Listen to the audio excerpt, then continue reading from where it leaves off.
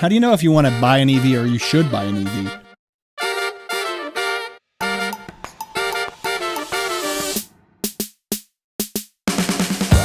It's just going to require more front-end work, as far as planning goes. Range capacity goes up, range anxiety goes down. Want to think about is like what your daily commute is. Get out there, folks.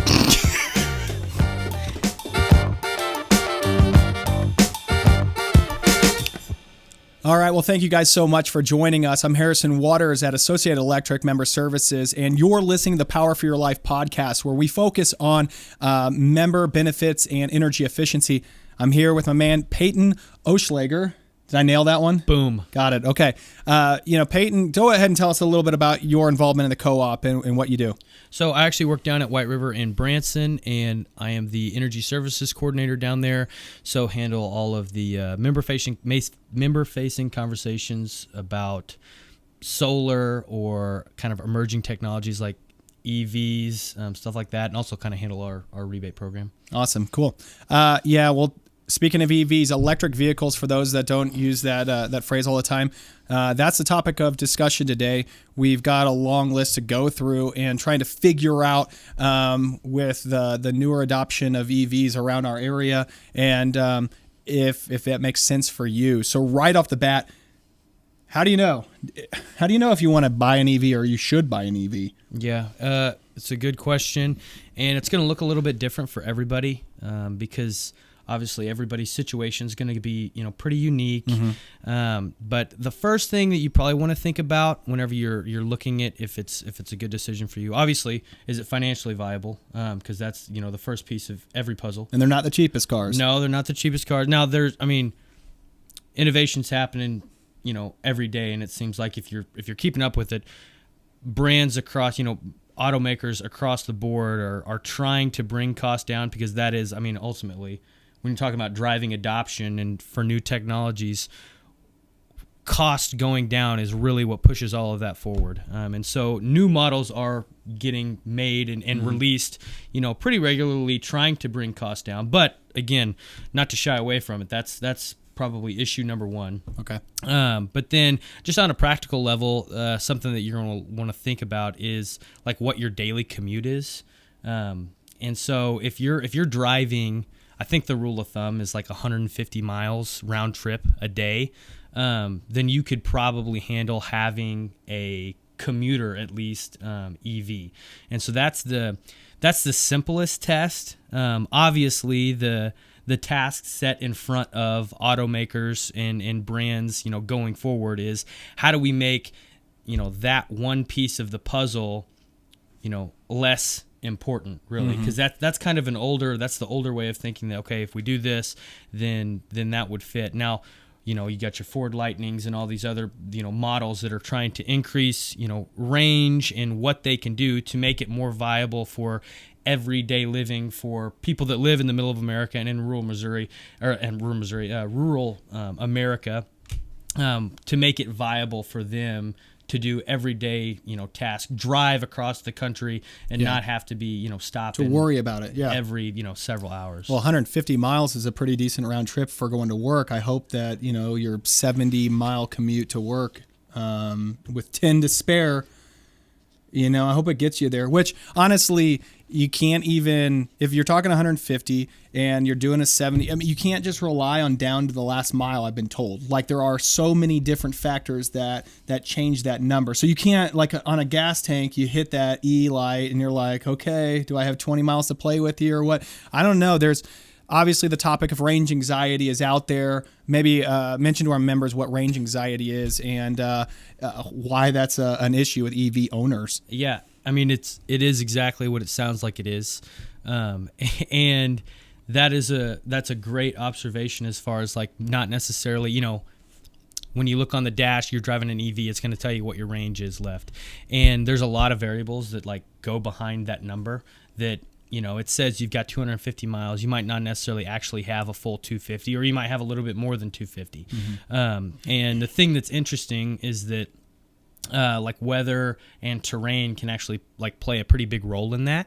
And so it's I would say it's kind of a big deal to know your vehicle. The anxiety is created, because of unknowns. So if you can eliminate as many unknowns as you can, you're going to cut down on range anxiety. And so taking shorter trips, obviously, if you've got an EV, or talking to somebody that's got an EV, if you're thinking about it, and figuring out, what does that look like? If I'm driving and it's a short trip and I know I'm not going to be, in need of a charge, but if I'm driving in the wintertime and it's sub 30 degrees, what does that look like as far as it says that I've got 50 miles? I know I'm only driving 10. Is that really dropping 10 miles off my range, or does it look more like 25?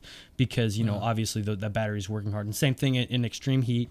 And then same thing, like specifically, so we've got a Nissan Leaf at the co-op down in Branson. Okay. And obviously, Branson, we've got, considerable terrain, lots of ups and downs. And so when you're talking EV mileage, 50 miles left on a charge looks a lot different if you're driving over straight ground, a flat ground, versus than it does roller coaster hills. Yeah, if you're in the Ozark Mountains and you're having to, kind of give and take with that regenerative braking when you're going downhill, but it's working tougher when you're going back. What's worse on the EV is the cold weather or the high heat? Both of them tax the Harder. batteries. Right. I know that the technology is built on both sides, whether stuff is like, I know Ford is looking at does some stuff with like liquid cooled battery packs for in the summertime in extreme heat and in southern Missouri when it's going to get really hot and it's going to put a lot of pressure on those things. But I know that in extreme cold, you get down sub freezing and you got to keep them warm. There's optimal operating conditions. So they're going to be taxed one extreme or the other. So, and that's one of those things too, that like technology is going to continue to evolve, and the battery tech is going to keep getting better to be able to get more life out of it. Right, but it's not just the temperature. It's the fact that the temperature is making you use your air condition more, your heat, your music, your what. I mean, you're making a big difference, and the car is like showing you with the technology the readout of how much energy you're using. Correct. So you have the windshield wipers on. You're using everything. That is driving down your mileage, your range. Yeah, absolutely. It sure can. And again, just a great reason to take shorter trips to begin with, to understand how your car behaves and how well it can conserve energy whenever it's using those kind of like auxiliary operational functions, whether it's music, windshield wipers, defrost, that kind of stuff that you wouldn't think of, internal combustion engine. That's not really affecting how far you can go. That's working your battery, but your alternator's going. And so understanding that, like, okay, these are all things that need to be taken into account. And so that's another thing that is probably just, it's kind of a change of habit for people, that honestly is what it will probably require for it. You're talking about like eliminating range anxiety. Mm-hmm. There's just going to be, at least right now, with the state of what the tech is right now and where development is currently, it's going to require, if you've got an EV and you want to try to fight range anxiety, it's just going to require more front-end work, as far as planning goes. Yeah, you're going to have to go back to the MapQuest days, right? Yes. No longer you're just driving the open country. You need to plan it out. You need to see where you need to stop for a picnic, and I'm not making fun of it. I'm just saying, like, you need to know if you're going to drive several hundred miles, you're going to need to know where to stop and prepare for a 30-minute stop, a 1 hour right now where we're at. I mean, yeah, right now you're looking, if you're going 0%, hopefully you're not at zero. So if you're going, like, rule of thumb is like 10% to 80%. If you're at, a DC fast charger, you could do that in 45 minutes, 30 minutes, which is, obviously it's longer than filling up your tank of gas. Right. But that's what you're looking at right now. And so, and I will say too, part of that is like continually being mitigated by the automakers, because these cars now, you go out and you buy a brand new, a Ford Lightning or a Tesla or something, it's going to have built in to the the actual computer system in the vehicle. Type your destination. Yeah. Know where to. Yeah, I'm joking. MapQuest. I just remember those days of printing off like all the directions and knowing how far. But I mean, that's a real concern. Range anxiety is something that people need to understand prior to buying a car, to know what kind of trips that they go on. That's one of those checklist items, right? You have about saying, before you purchase this, do you go on a lot of long trips, or is this a daily commute? Because that makes a difference. Yeah, absolutely. Yeah. Are you in a position that you can get one of these things and know that, I'm using this thing as a commuter and I'm getting to work in it,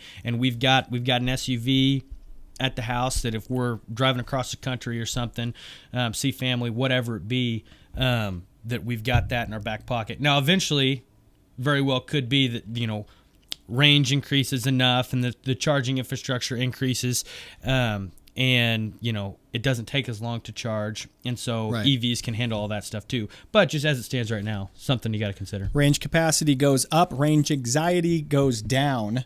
Go a little bit further, be able to take those trips or maybe switch over.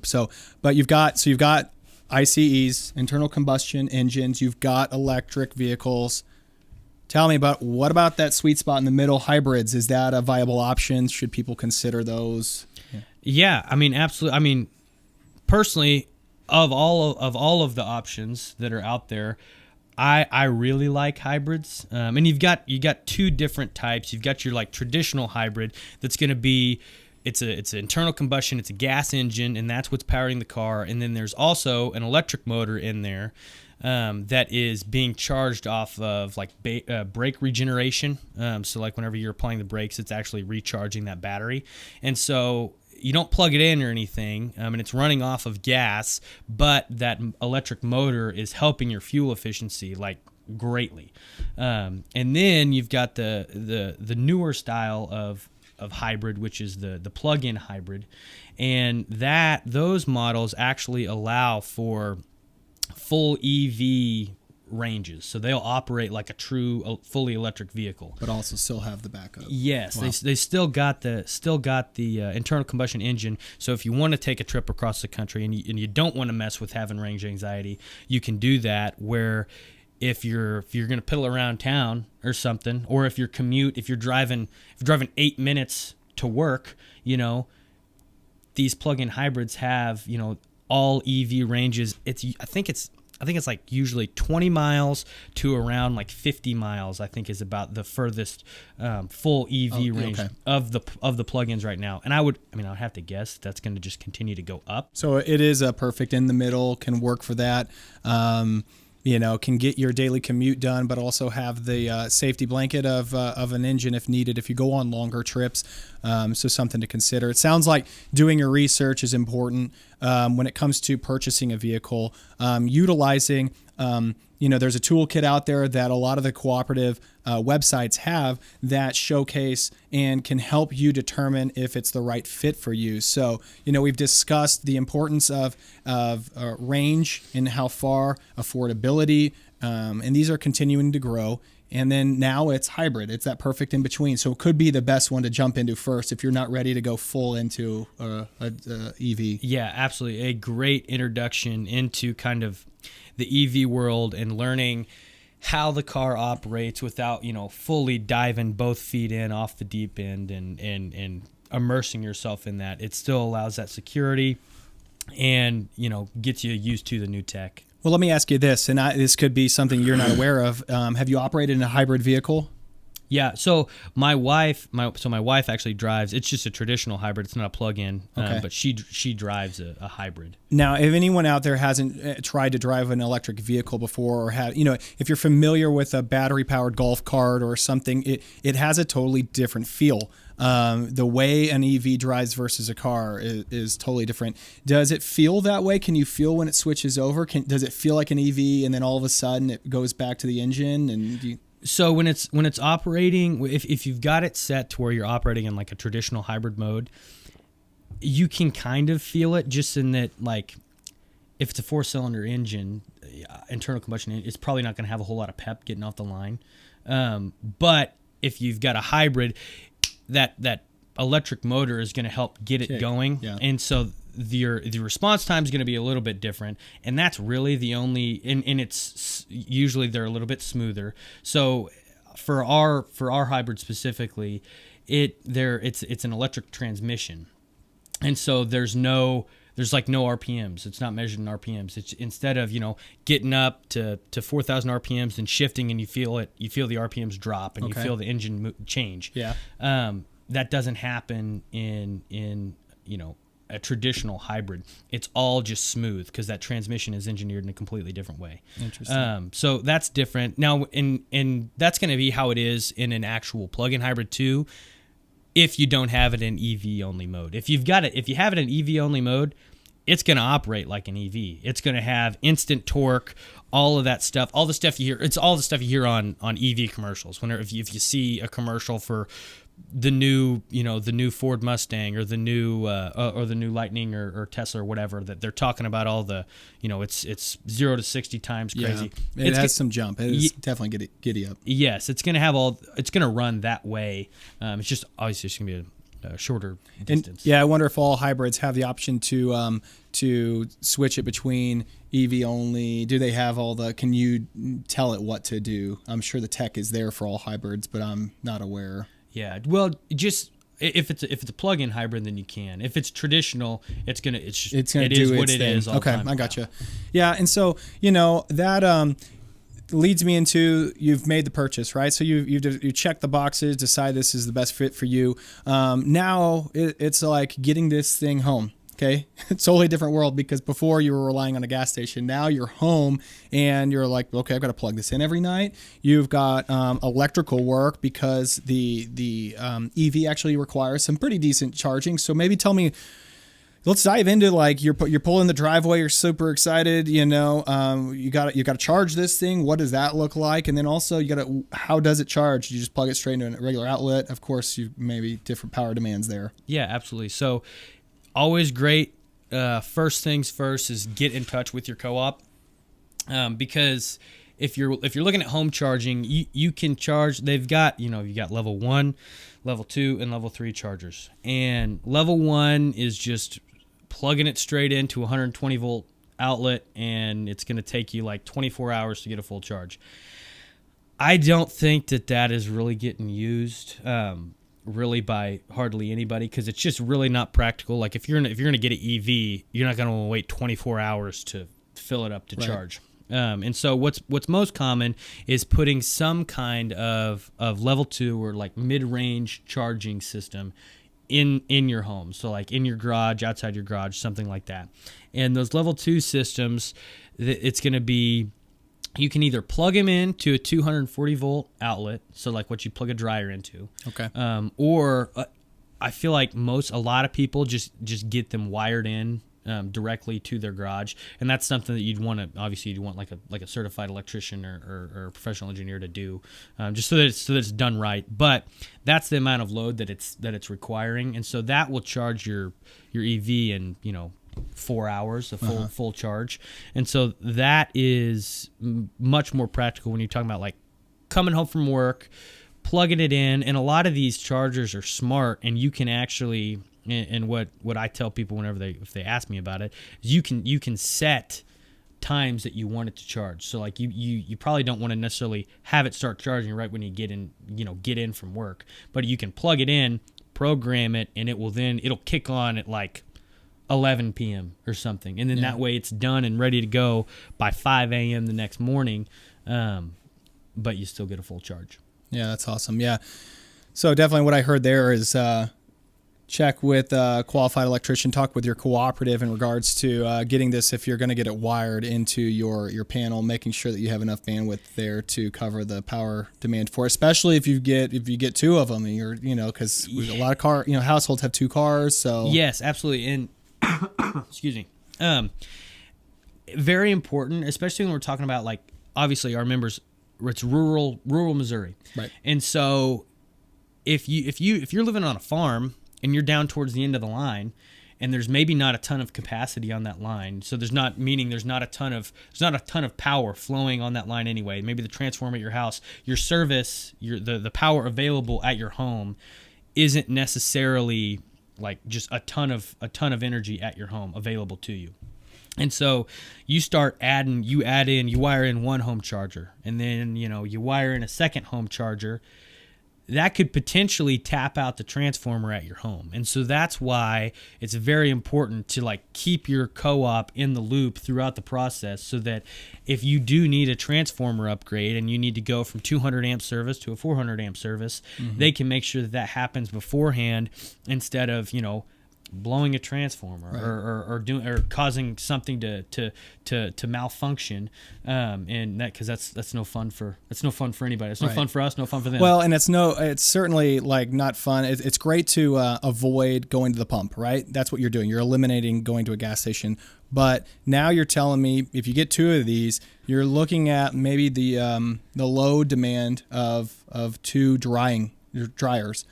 So if you're running your dryer also, now you've got three of those going at once. That's a pretty decent amount of power being pulled. Hopefully, and your HVAC could be running. I mean, you're going to see it on your electric bill, because you're not paying at the pump. Maybe this is a great segue straight into the difference between kilowatt versus fuel prices. How do they determine that? How do you know? Obviously, with the fuel prices, the volatility of the price changing all the time.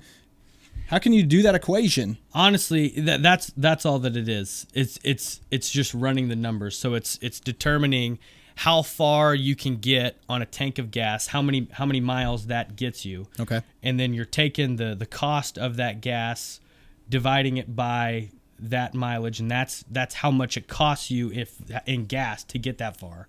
And then you're doing the same thing for an EV. So if you've got a 300-mile range in your EV, if you're charging it at home, you're taking the rate that you're paying for that electric, and you are then comparing those numbers. It's just an equation. It's like, yeah, just. But that equation is out there, right? That's on your website. Can you go to your website? Is that part of that toolkit, the Choose EV toolkit? Yes, yeah. If you pull up Choose EV, and I think pretty much every co-op in the state has that on their website. Yeah, the majority are using that. So go to your co-op's website for it. Yeah, and so it'll show you what you'll save and what the difference would be, and I think it gets as granular as like looking at different models of EVs and then figuring out what it would cost you, and you can put in all those numbers. In your current car too. Yes, you can put in your current car what the EV you're looking at. It starts to do all the math for you. It'll answer this. If you're into that equation, making sure that you're going to be covered, because once again, you do have to look at the fact that you are avoiding the pump. But you also have to consider how much you're adding to your electric bill due to the fact that you're, putting that load and demand of power need at your home. So I think that's something. Check that one off the list. Yeah. If you've got to do all of these before just jumping into it. Of course, you got to look at affordability. You've got to look at, is it a viable option for your commute and your vacations and the travel you do. Now you got to look at support at your home for the actual charging of this, the infrastructure, I guess. Yeah. Perfect. Okay. Well, let's jump over to possibly the business side of things, or looking at some of the different chargers out there. You've mentioned one. It sounds like level 1 is nearly obsolete at this point, and we're all I hear is level 2 versus level 3 chargers. Maybe break that down, elaborate on what makes sense here when you would use a level 3 charger. Yeah, so the difference in the chargers themselves is level 2 is going to get you from 0 to 80% in like 2 to 4 hours typically. And then your level 3, that's going to get you from 0 to 80% in, 40 minutes to an hour. It's almost half the time. Yeah, it's pretty close. And so functionally, that's the difference from our members' perspective. From our perspective, it's a massive difference in the actual power required to run those different types of stations. And so the level 2, that's kind of like mid-level power. Like we said, it's something like the residential ones are drier. The commercial ones that you'll find publicly they're going to draw more than that, but still a level 2 nonetheless. And so something that is always important, I feel like, that when I'm talking to members about this, that they're considering is like, okay, when is it a good idea? Like, when do I need to be looking for one charger or the other? And I feel like the most simple way to think about this is a level 3 charging or DCFC charging, depending on what you're looking at or whatever, it'll be referred to as both. That type of charging, that fast charging, really should be a last resort, for our members. Okay. If they're in a bind, if they're in a pinch, and that's the only thing that's available, obviously use it. Better than running out. But the trade-off there is you're going to pay a premium. So those fast chargers are almost always going to be more expensive to actually charge your vehicle than public level 2 charging, but then definitely more expensive than at-home level 2 charging. So really, if you can help it, and I think the number is something like 80%. If you've got an EV, you should expect to do about 80% of your charging at home on your home charger. And there's a couple different things that play into that. It's more convenient because it's at home. You're getting home, you're not going anywhere overnight, so you can just let it charge and then you can use it the next day. But the second part of that is it's less expensive. You're getting power directly from the source. You're paying, what you're paying in electric, what the rate is for your home. That's what you're paying whenever you're charging at home. Mm-hmm. That rate is not what you're paying if you're going to a publicly available charger, and you're paying, you got to think that you're probably paying for the electric that you're getting, plus, the overhead of whoever actually owns that station on top of that. So the likelihood of it actually being as cheap is they're going to make some money for putting in the charger for you to make it convenient, similar to a gas station. Yeah, it only makes sense. Yeah. But it's just something that, it's still new, so like you might not actually think about that part of it. Yeah.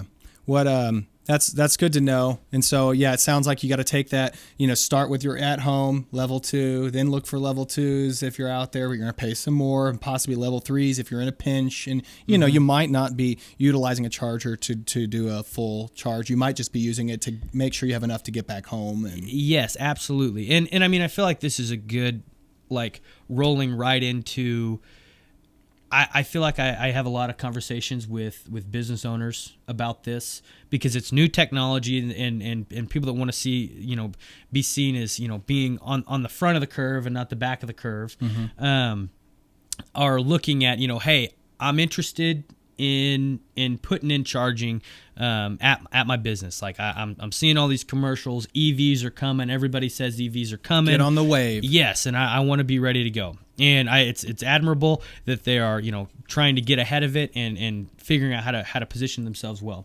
And I think that one of the most important things you can do in that situation, which is great, reach out to your co-op, see, all right, what does this process look like? Mm-hmm. And then something else that's good is determining what would actually fit your business well, because obviously, if you're listening to commercials, you're listening to if you're on a government webinar or something, they're talking about the need for fast chargers all over the place. We need more fast charging. We need more fast charging. That's true, but it may not actually be beneficial for your business and how you're structured. If you are, if you're on I-44 and you've got a ton of through traffic that they're stopping and they're filling up and they're leaving. Could make a lot of sense. Then maybe it makes sense. Yeah. But if you're not on a corridor like that, and let's say, you're a shopping center or something, or a restaurant, and your customers are coming in, they're parking, they're going to hang out for a while, then I would venture to say that a level 3 is not necessarily the right choice. One, they're far more expensive than level 2s, just the chargers themselves, and then two, they're far more expensive in infrastructure costs. So you're talking, potential line upgrades and just a ton of infrastructure work that is not usually required for a level 2 charger. Right. And if you think about it, is it really that bad of a thing to have your customers coming in and plugging in their car for 2 hours while they get something to eat, while they walk around, go shop, while they honestly a great fit, and specifically, down in Branson, got a lot of resorts. Okay, yeah, lodging, resorts, something with that phenomenal option for it, right. for level 2 charging, because if people that have EVs, they're looking up, hey, where can I stay that I can get a charge. Right. And so that immediately puts you in that bucket. And then again, just a great fit for, they're coming in, they're done with their vacation day or whatever it is. They can plug in at night. You don't have to spend the extra overhead to do a level 3 charger, and they're getting all the functionality that they need, and it's a win-win for everybody. Yeah, so it's do your homework. Our cooperative service territory for Associated Electric includes 51 distribution systems. So a lot of them are that rural footprint, and so not all of them have maybe a Branson around the corner that has plenty of different lodging or attraction entertainment stays. So places where people are going to stop for an hour no matter what. Same thing. So you have to keep that in mind, because I know, like I said, you want the business to make the right decision. The common theme here I have heard is reach out to your local electric cooperative, because they have people like Peyton. They have people that can answer these questions, and they get a lot of them. There's another one that's been coming up, I think a lot lately that you've heard of are these 19 kilowatt chargers, and that might be kind of early on that, but who knows, have a year from now, how many more adoption of that, because I'm sure the level 2, 3, they're just going to keep growing. So have you heard a lot of those discussions about these chargers? They're definitely gaining traction. And to get in, not to get into utility speak, but 19... No, don't. Exactly. 19 kW. So all that means is that it's a lot of power. So it's still technically a level 2 charger. Okay. So it's still technically a mid-range charger, but it's pulling down close to 80 amps of power. For like a home, and you're talking residential? So you technically could put it in a home. I haven't really seen that. Where I've seen these it is a business case. So like it would be a restaurant or something, and they're wanting to put a level 2 charger because there is still less infrastructure involvement, and they're still cheaper than level 3s, but that is where you're closer to a 0% to an 80% charge. You're closer to 2 hours at that point, 2.5 hours instead of your the longer 4-hour time period. So if you're wanting to have that be an option, these level 2 19 kW chargers, they're kind of picking up a little bit of traction in that regard.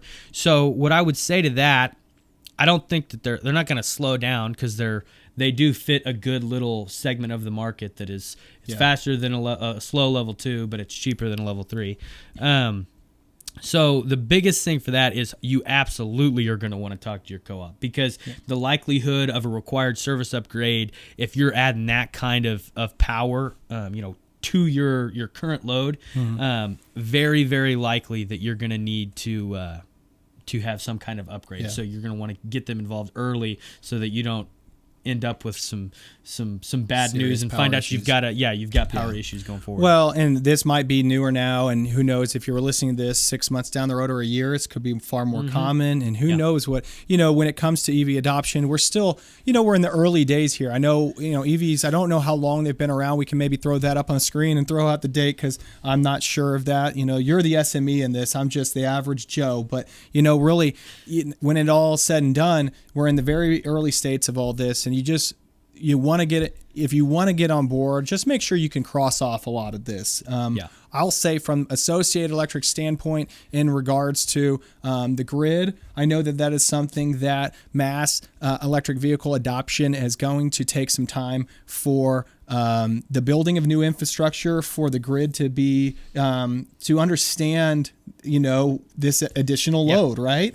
So it's going to take some time, but it's a slow climb. Like, they're not all coming on at once, and we're not everybody is running out and getting an EV today, but the numbers continue to grow. And so I think that's something that needs to be continually monitored. I'm sure the cooperatives are doing that, especially at the generation and transmission level as well. So I think that we'll see where it all ends up, right? Yeah, absolutely. It's exciting times to be in the industry. It's exciting times just for the American population at large, just because there's so much change going on all the time, and there is so much development going on in the electric industry, in the grid, as a whole. So yes, there's tons of data getting collected from the EVs that are on the road now, so that we can, prepare for the path ahead and the future that is laying out there in front of us, so that everybody can be in a good position, whenever that adoption, catches up a little bit. Well, and it seemed like just a few years ago, it was like there was like a Teslas and a couple other options, and every year it seems like another car manufacturer has come on board to meet that requirement to be all electric at some point. And so we'll see what that looks like in the future. But I know that this has been helpful because I'm learning a lot just kind of going through the topics that it sounds like our cooperatives are getting all the time. These are pretty much the most common questions that Peyton's hearing, and that we can start to get out in front of. And like he was mentioning, keep in mind that you need to go through a checklist to determine if it's right for you, right? Determine that, and absolutely get on your cooperative's website and look for that Choose EV toolkit that they're going to have on there. Look for that page, and they've got some great information there to really help with that, and also reach out to them and to learn if it's the right fit for you. Anything else you need to add, Peyton? Did I hit it? Yeah, nailed it. Just Okay. happy to this super fun day. Well, thank you so much for joining us. This was Peyton. I'm Harrison, and you're listening to the Power for Your Life podcast. Electric vehicles. We're happy to have you. Be sure to go to Members First website to learn more about this and other topics on the benefits of being a cooperative member and energy efficiency. And that's all for now. Thanks for joining.